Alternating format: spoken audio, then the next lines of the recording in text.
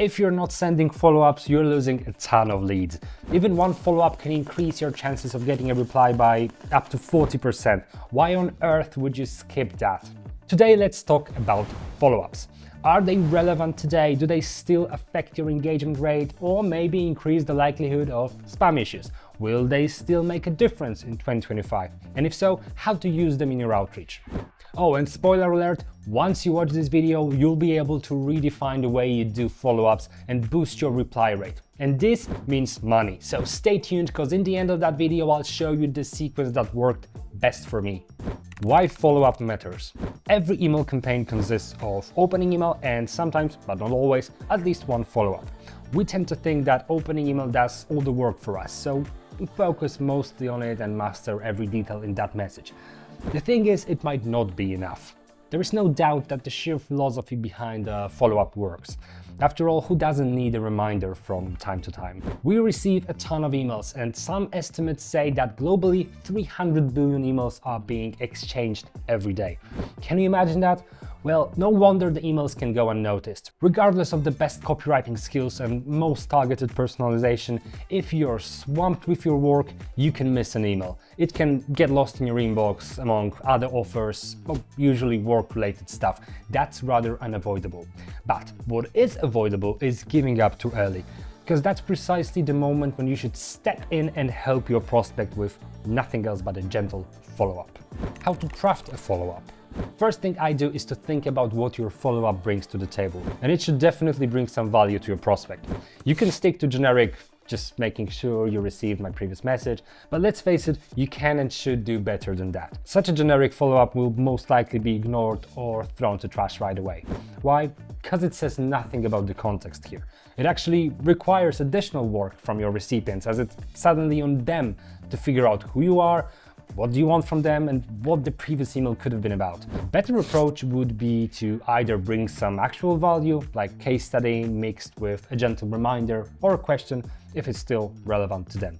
Generic copies like just checking in won't drive much engagement. Frequency. If you're scared of being too pushy, then keep in mind that your content is one thing, but sending frequency is another. I usually give my prospects a couple of days off before emailing them again. It goes without saying that blasting emails one after another can annoy your prospect, but also spam filters. And you don't want to mess with either one. Don't look for universal framework here. Instead, take a look at your email, review your target list, and assess what would be the best delay between each step. I tend to give a list 3 days before I send my first follow-up, and then increase that number every next step. So my second follow-up, or rather step 3 in my campaign, would go after, say, 4 to 5 days after the first follow-up. And then the third follow-up after a week or so, after the second one got out. Deliverability. But hey, what about deliverability? That's a lot of emails to send, one might claim. And one might be correct here. You shouldn't forget about deliverability. That's why I tend to stick to 4 email sequence max.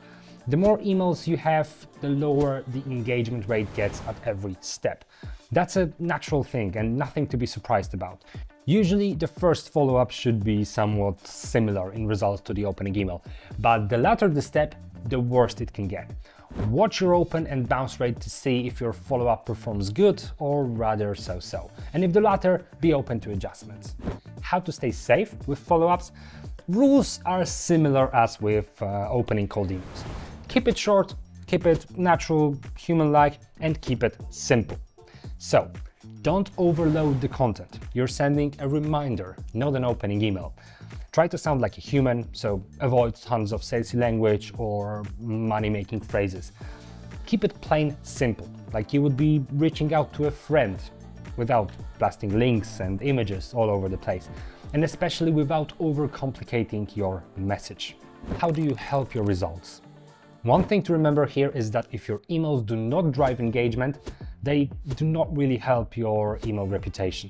No matter the way you look at it, if you send more emails, more follow-ups in this case, you increase the chances of getting marked as spam. That's why it's super crucial to think about your content and stick to the rules I just mentioned. Great tip here would be to rethink who you want to contact. So, what should be the target list for the highest engagement rate? And one approach could be to target only those who opened your initial email, or opened either initial email or first follow-up, and then cut out those who remain unengaged after 2 messages from you. This can help you drive better results and improve your deliverability. It's up to you how you want to proceed with the rest, but at this point, it's also a good idea to consider a different channel like LinkedIn, follow-ups, labeling. And now, finally, I wanted to show you an absolutely fantastic approach to follow-ups, which I recently stumbled upon. Gregory Martignoni shared his recipe for the best result-driven email sequence. What's his take on that? He uses a technique called labeling. In a nutshell, he is doing nothing else but guessing why someone did not reply. So, hey, I assume my email got lost in your inbox, or seems like this is something outside your field of expertise. Even if the last one sounds a bit too bold, you get the idea. This approach helps you actually target people better, but the best thing here is the psychology behind it. That's my favorite part. So, Gregory claims that people can't help but to correct you if you're wrong. While contacting them with such a bold statement, naming what could have gone wrong or claiming you know the reason why they did not respond, you often trigger their internal need to correct you. For example, maybe you're not ready to explore this. Almost automatically brings out a strong, of course I'm ready to explore things, right? Best sequence. Now, you know what worked best for me? This framework. As I said, I prefer to stick to no more than 4 emails, but take a closer look at one thing in that flow: paraphrased value proposition. This is a key part for me as it saves your prospect the manual work on their end, which I mentioned before. They shouldn't be forced to check who are you and why are you contacting them once they receive, just checking if, follow-up with no context whatsoever. Paraphrase the value offer so that each of your follow-ups can work on its own, so that each single one can generate replies alone. That's the best approach to writing your follow-ups. Make sure every step is valuable. Insert some social proof or some case study or some other resources to enrich the content and hence the journey of your prospect in your email campaign.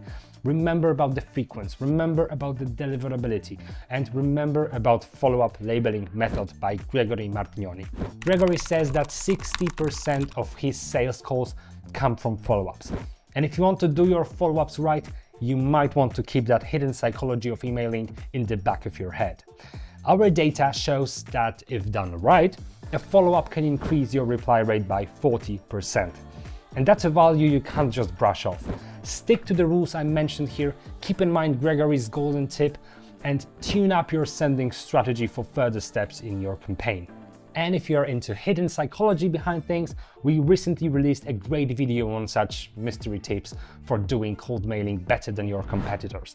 Check it out and stay tuned for more videos from us. Take care.